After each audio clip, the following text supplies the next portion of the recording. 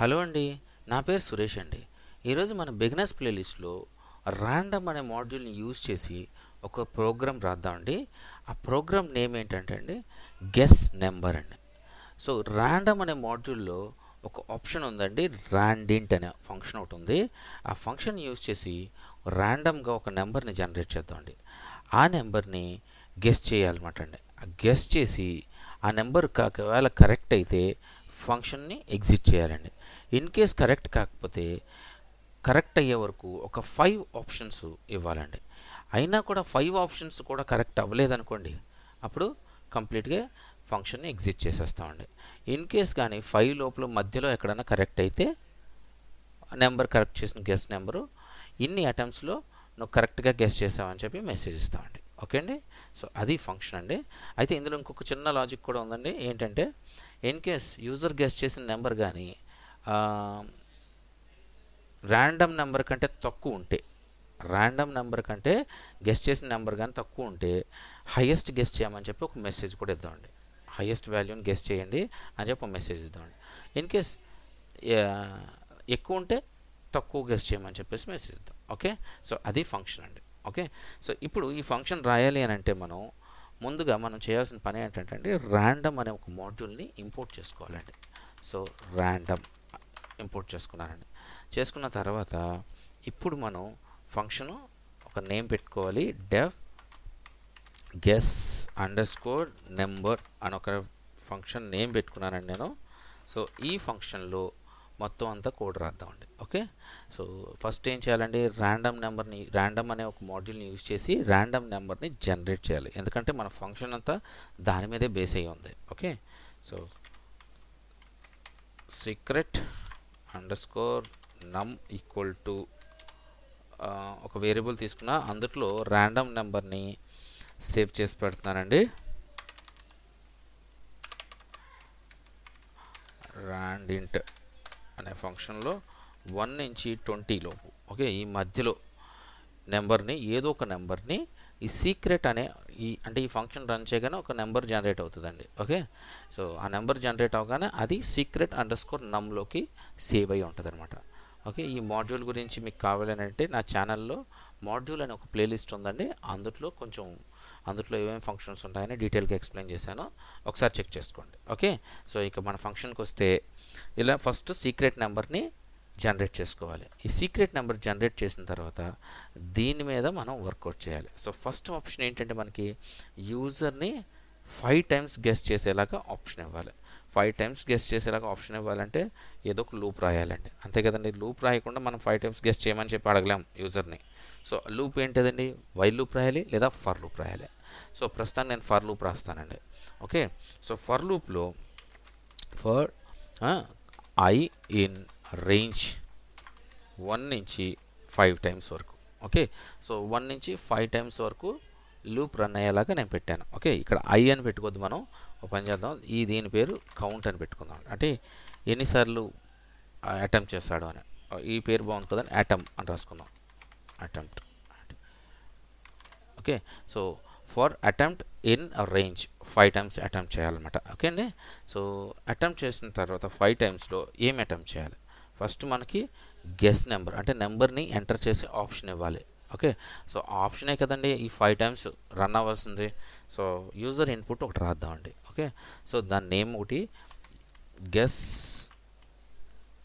నమ్ అని పెడదామండి. Okay, so guess నమ్ అనే ఒక వేరియబుల్ తీసుకున్నాము. దాంట్లో ఇంటీజర్తో కన్వర్ట్ చేసి ఒక ఇన్పుట్ ఫీల్డ్ని ఎంటర్ చేశానండి. ఓకే, యూజర్ని మెసేజ్ ఇస్తున్నాను, enter any number between 1 to 20. Okay, 20 మధ్యలో 1 నుంచి 20 మధ్యలో ఏదో ఒక నెంబర్ని ఎంటర్ చేయమని ఒక మెసేజ్ అయితే ఇచ్చానమాట అండి. ఇప్పుడు ఈ యూజర్ ఇన్పుట్ మనకి రేంజ్ ఫంక్షన్లో 5 టైమ్స్ రాసాం కాబట్టి 5 టైమ్స్ అది రిపీట్ అవుతుంది. ఓకే, అంతవరకు బాగానే ఉందండి. ఒకవేళ ఈ 5 టైమ్స్లో ఫస్ట్ టైం గెస్ చేసినప్పుడే ఆ ర్యాండమ్ నెంబర్ ఏదైతే ఉందో అది కరెక్ట్ అయిపోయింది అనుకోండి. సో అప్పుడు మనం ఒక పని చేయాలి. ఏం పని చేయాలి, అప్పుడు ఇక్కడ ఇఫ్ ఓకే మనకి ఏదైతే గెస్ చేస్తున్నామో guess underscore num okay double equal to correct అయ్యి double equal to secret underscore num double equal to secret underscore num అయినప్పుడు ప్రింట్ ఇక్కడ your guess is correct. Okay, your guess is correct. అయితే ఇక్కడ ఒక చిన్న message ఇద్దాం, ఎందుకంటే first టైంలోనే గెస్ కరెక్ట్ అవ్వదు, ఒక్కొక్కసారి సెకండ్ టైం అవ్వచ్చు, థర్డ్ టైం అవ్వచ్చు, ఫోర్త్ టైం. ఓకే, ఎన్ని అటెంప్ట్స్ చేశారో అది కూడా ఇక్కడ ఒక మెసేజ్ రాద్దాను, your guess is correct. Okay, and attempt ఇక్కడ ఫార్మాట్ చేద్దాం, దీన్ని ఫార్మాట్ అని చేశాను. Okay, your guess is correct అని చెప్పి ఇక్కడ కర్లీ బ్రాకెట్స్ పెట్టి అటెంప్ట్లోనే కదా నెంబర్ వస్తుంది, అంటే ఒక్కొక్క number. Okay, correct in, okay, number వచ్చింది అక్కడ అటెంప్ట్స్. ఓకే, సో ఇక్కడ మెసేజ్ మనకి ఎలా పాస్ అవుతుంది అని అంటే your guess is correct in 2 attempts, అయితే your guess is correct in 4 attempts, అలా మన మెసేజ్ వచ్చింది అనమాట. సో వన్స్ కరెక్ట్ అయింది అనుకోండి, మళ్ళీ లూప్ తిరగాల్సిన అవసరం లేదు కదండి. సో ఒకవేళ ఫస్ట్ లూప్ తిరిగింది కరెక్ట్ అయింది అనుకోండి, సెకండ్ తిరగాల్సిన అవసరం లేదు, సెకండ్ లూప్ కరెక్ట్ అయింది, థర్డ్ తిరగాల్సిన అవసరం లేదు. సో తిరగాల్సిన అవసరం లేదు అని అంటే ఇక్కడ యూజ్ చేయాల్సిన ఆప్షన్ ఏంటంటే మనకి ఆ ఫంక్షన్ని బ్రేక్ చేసి బయటికి తీసుకొచ్చేయాలన్నమాట. సో బ్రేక్ అనే ఒక ఫంక్షన్ రాయాలి. ఒకవేళ కరెక్ట్ అయితే బ్రేక్, కరెక్ట్ కాదు అనుకో అండి, అప్పుడు మళ్ళీ ఎలిఫ్ అని ఎందుకు ఇస్తున్నారంటే ఇప్పుడు ఇందాక ఇంకొక ఆప్షన్ అనుకున్నప్పుడు కరెక్ట్ కాదు అనుకుంటే ఎల్స్ రాసేయచ్చండి, ఇప్పుడు ఎల్స్ అని రాసేయచ్చు.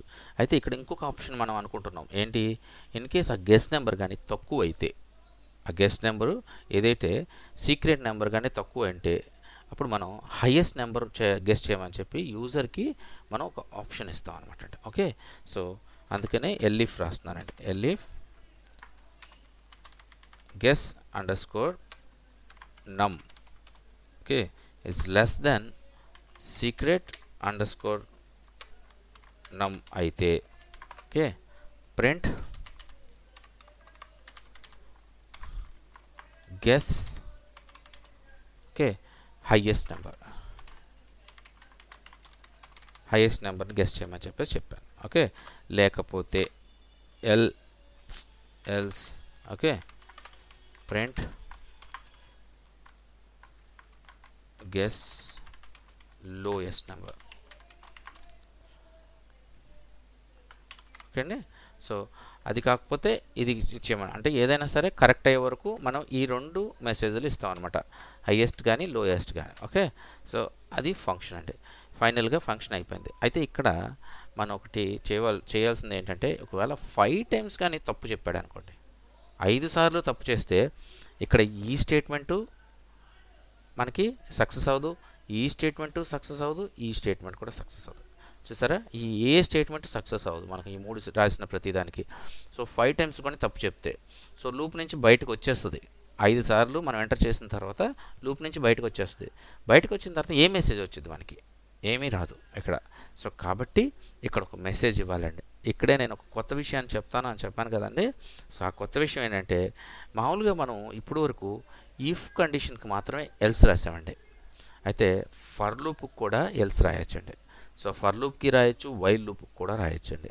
సో మనం ఇక్కడ ఫర్ లూప్ కానీ అయిపోతే okay else, okay else condition ఇక్కడ రాసుకోవచ్చండి. ఫర్ లూప్కి చూడండి, ఇక్కడ ఈ ఫర్ లూప్ ఒక్క ఇండెంటేషనే ఉంది, ఇక్కడ కూడా ఒక్క ఇండెంట్, అంటే దీని ఎదురుగా ఉండాలి, ఈ ఫర్ ఎదురుగా ఉండాలి ఎల్స్. మనం ఏ కండిషన్ అయినా సరే దేనికి రాసినా కూడా ఇఫ్కి రాసినాం అనుకోండి, దాని ఎదురుగానే ఎల్ఇఫ్ ఉండాలి, ఎల్స్ ఉండాలి. ఓకే, సో ఇప్పుడు ఫర్కి ఎల్స్ రాస్తున్నాను నేను. సో ఫర్కి కూడా పైథాన్లో ఎల్స్ రాసుకోవచ్చండి. అలాగే వైల్ లూప్కి కూడా పైథాన్లో ఎల్స్ రాసుకోవచ్చు. ఓకే, సో గుర్తుపెట్టుకోండి, ఇన్ కేస్ 5 అటెంప్ట్స్లో కానీ రాంగ్ చెప్తే అప్పుడు మనం ఇక్కడ ఒక మెసేజ్ ఇద్దామండి, print okay your guess is wrong. Okay, wrong guess చేశారు కాబట్టి రాంగ్ అన్నాను. ఓకే, ఇప్పుడు కరెక్ట్ నెంబర్ కూడా ఇవ్వాలి కదండి, ఇక్కడ ఫార్మాట్ చేద్దాము. సో కరెక్ట్ నెంబర్ కూడా ఇవ్వాలి కదా, కరెక్ట్ నెంబర్ ఈజ్ అని చెప్పి కర్లీ బ్రాకెట్స్లో మనకి కరెక్ట్ నెంబర్ ఎందులో జనరేట్ అవుతుందండి, సీక్రెట్ అండర్ స్కోర్ నమ్లోకి జనరేట్ అవుతుంది. సో అది ఇచ్చేసానండి. ఓకే, సో ఇప్పుడు మనకి ఫంక్షన్ అయిపోయింది. ఇప్పుడు ఈ ఫంక్షన్ని మనకు కాలప్ చేయాలి. సో కాలప్ చేయాలి అని అంటే గెస్ అండర్ స్కోర్ నెంబర్ అని చెప్పేసి కాలప్ చేస్తే అయిపోద్ది. ఓకే, సో ఇప్పుడు రన్ చేస్తున్నానండి. సో ఇప్పుడు ఇక్కడ కూడా మెసేజ్ వచ్చింది మనకి, enter any number between 1 to 20. So 1 to 20 కాబట్టి నేను ఒక 5 ఎంటర్ చేస్తున్నానండి. చూసారండి, ఇక్కడ గెస్ హైయెస్ట్ నెంబర్ అని చెప్పండి, అంటే నేను ఇంకా కొంచెం పెద్ద నెంబర్ని గెస్ చేయమని చెప్పేసి అడుగుతుంది. ఓకే, సో ఇప్పుడు 10 ఎంటర్ చేస్తా. చూసారండి, your guess is correct in 2 attempts. చూసారండి, మెసేజ్ వచ్చేసింది మనకి. సో ఈ మెసేజ్ ప్రింట్ అయింది, ఎందుకంటే 10 ర్యాండమ్ నెంబర్లో జనరేట్ అయింది. 10 నెంబర్ ర్యాండమ్ నెంబర్లో జనరేట్ అయింది కాబట్టి నేను 2 టైమ్స్లో ఆ నెంబర్ని గెస్ చేశాను కాబట్టి నాకు ఫంక్షన్ ఎగ్జిట్ అయిపోయింది. ఓకే, సో ఇప్పుడు ఇదే ఫంక్షన్ని మనం 5 కూడా తప్పు ఇద్దాం. ఓకే, 5 నెంబర్స్ ఏదైనా సరే ఏ నెంబర్ ఇచ్చినా తప్పే ఇచ్చేద్దాం మనం. సో లోయెస్ట్ నెంబర్ అంది, సో మళ్ళీ నేను 6 ఇస్తాను హైయెస్ట్ నెంబర్ కింద. 7 4 ఇచ్చానంటే మళ్ళీ కరెక్ట్ అయిపోతుంది. సో 7 ఇద్దాం. ఓకే, తర్వాత 8 ఇద్దాం. ఓకే, ఇక్కడ 4 టైమ్సే వచ్చింది, 1 2 3 4 టైమ్సే వచ్చింది. 5th టైం రాలా, కరెక్ట్ నెంబర్ వచ్చి 1 అంటండి.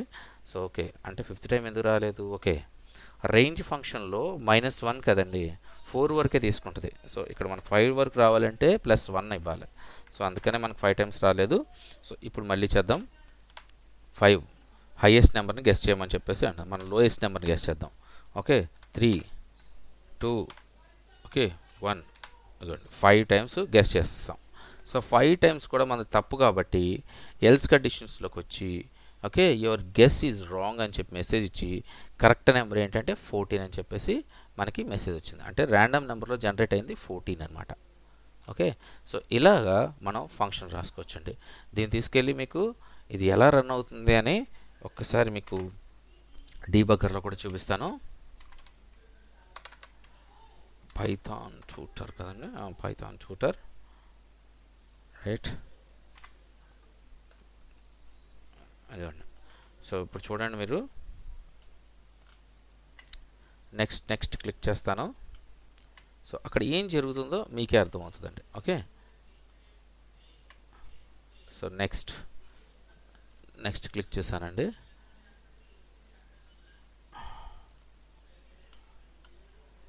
సీక్రెట్ నెంబర్ దగ్గర జనరేట్ అయిందండి నెంబరు, కానీ చూడండి ఇక్కడ name error random is not defined అని చెప్పేసి, అంటే ఎందుకు రాంగ్ వస్తుందని అంటే ఇది మనం ఇంపోర్ట్ రాయాలి ఇక్కడ, ఎందుకంటే ర్యాండమ్ నెంబర్ అయితే ఇచ్చాం కానీ ఇంపోర్ట్ రాయాలి ఇక్కడ. ఇంపోర్ట్ ఇది కూడా మనం ఇవ్వాలండి ఇక్కడ.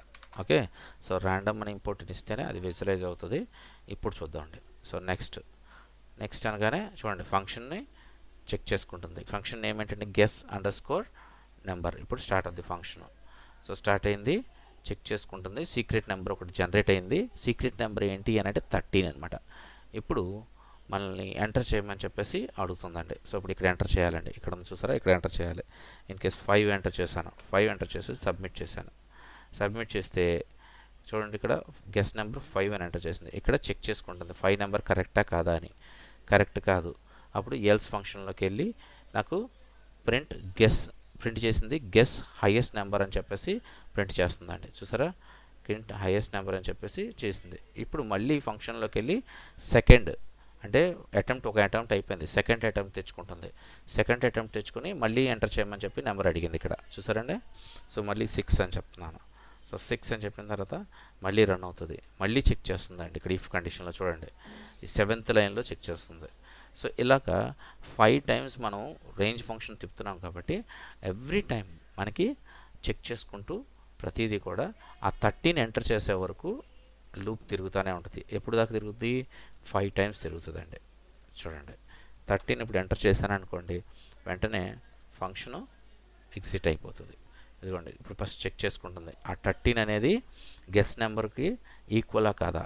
ఎస్ ఈక్వల్ కాబట్టి మనకి అది ఈక్వల్ అని చెప్పింది. లాస్ట్లో ప్రింట్ చేసేస్తుంది. 8th లైన్ చూసారా, ప్రింట్ చేసి బ్రేక్ అవుతుంది, బ్రేక్ అయిపోయింది.